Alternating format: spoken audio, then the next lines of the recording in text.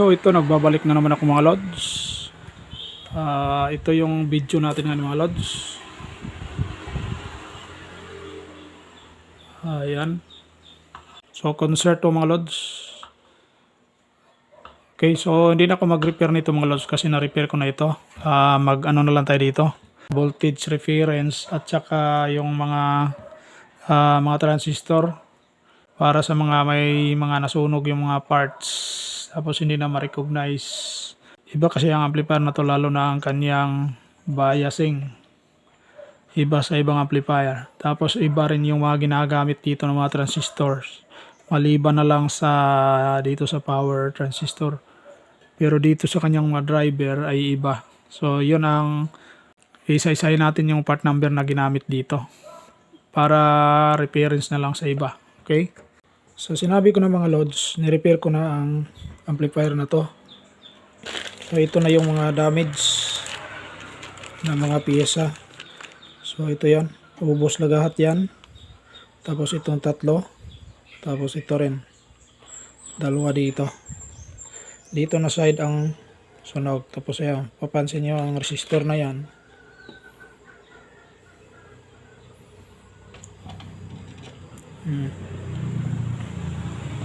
Ang may-ari ang nag-provide nito mga lods. Sila ang bumili nito. Ang pamalit dito ito. Maraming nasunog dito mga lods pero hindi na pumutok ang fuse. So intact pa ang fuse.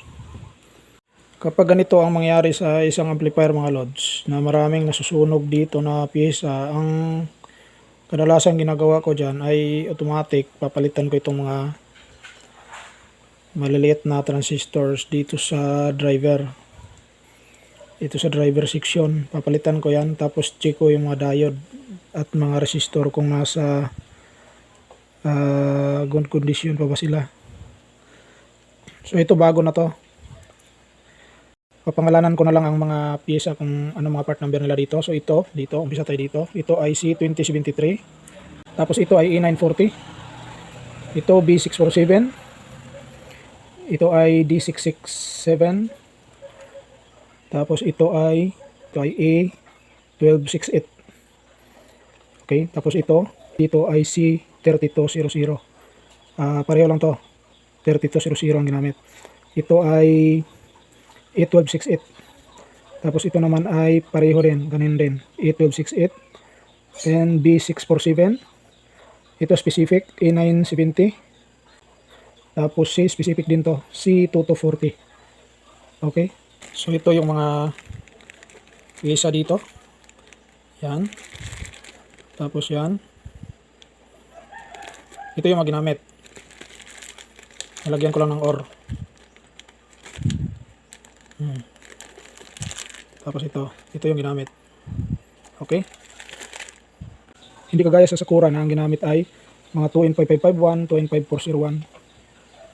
Tapos ang ginamit na bias transistor mga lods ay C1740. Yan, maliit. Okay?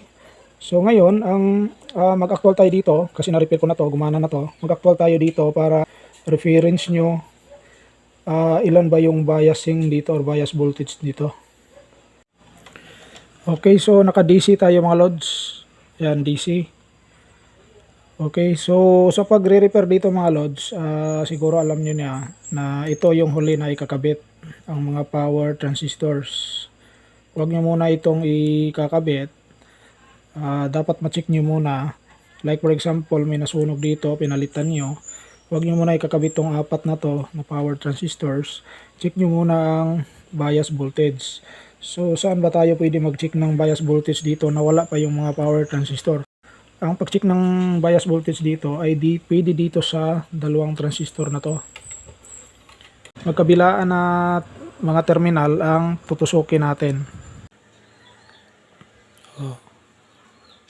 Okay, 0.5.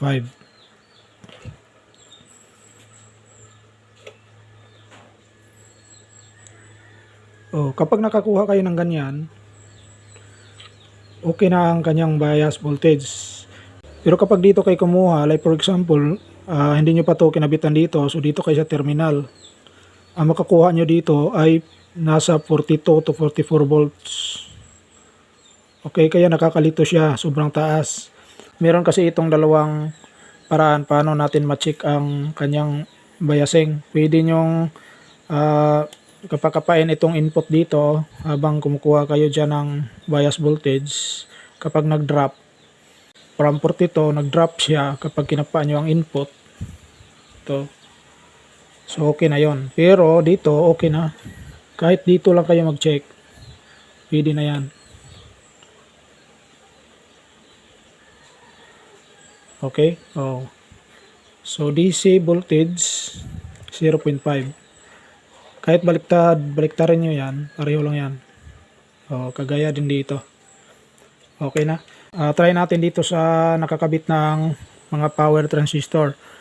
So instead na dito tayo magkabit sa mga terminal na to, itong resistor konektado yan dyan. Ito dito rin sa kabila, konektado din sa kabilang terminal. So pwede dito na tayo kumuha kasi baka magka-short doon. Ayan, 0.4 DC yan ha.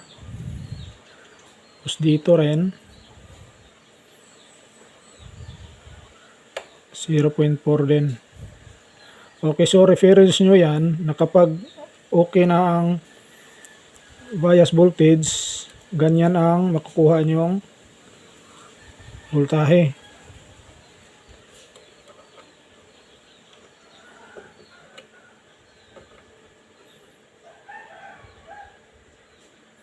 Okay, yan. Tapos dito sa pang-apat,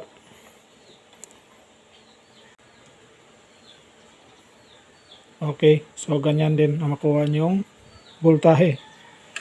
Kapag dito pa lang, ganun ang makuha nyo, 0.4, okay na. So pwede na kayong magkabit dito ng power transistor. Okay? Pero ang principle kasi nitong amplifier na to mga loads, kapag hindi nyo pa siya nilagyan ng input signal, pataas ang kanyang bias voltage. Nasa 42 to 44 volts. Pero kapag nalagyan nyo na siya ng sound or input signal, automatic siyang mag-drop into 0.5, 0.4. Mag-drop na siya sa tamang bias voltage. Okay, so ganito ang kaibahan ng amplifier na to kumpara sa mga Sakura o sa ibang mga amplifier na kahit wala pang input, mababa ng bias voltage. Ito ay mataas. Saka pa lang siya mag-drop ng tamang bias voltage kapag may iron na siyang input signal. Kaya nga, ang isang pag-check dito ng biasing, kakapakapain nyo ang input ng channel. O dito. Pero kapag hindi pa nakakabit yan, nakakuha na kayo dito sa dalawang transistor na to ng 0.4, 0.5, ganun, okay na yan ang bias dyan. Okay, so yun lang mga lods, till my next video, bye bye.